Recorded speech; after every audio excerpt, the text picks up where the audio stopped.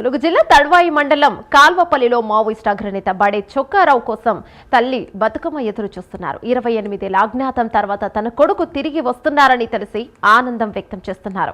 కన్న కొడుకు లొంగిపోయాడని తెలిసిన దగ్గర నుంచి సంతోషంగా ఉందని తెలిపారు. బడే చొక్కారావు సోదరుడు బడే నాగేశ్వరరావు 1998లో ఎన్కౌంటర్లో మృతి చెందారు.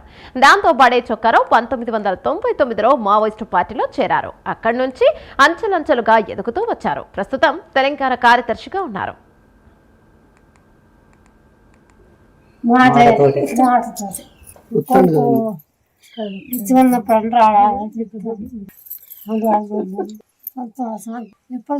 చూసుడు ఆపడుతుందేమో వెళ్ళిపోతే కోడి గుడి కూర అనిపిస్తుంది అని చెప్పేది.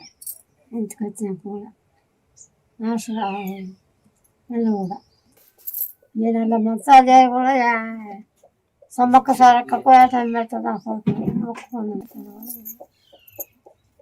నాకు కందినప్పుడు దేవుళ్ళకి అట్లా అవుతుంది.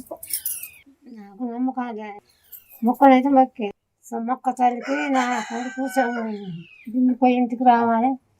ఇది సంతోషంగా ఏడాది పెట్టుకుంటా. సమ్మక్క దేవునికి నా కొడుకు మొక్కుకున్నా. ఇంకో మసాజ్ నా పండుగ వచ్చినాక నేను సంతోషంగా ఏడాది పెట్టుకుంటా. సమ్మక్క దేవునికి చాలా మొక్కుంటా. సాగు నేను ఇట్లా పాడేసిన మాటతో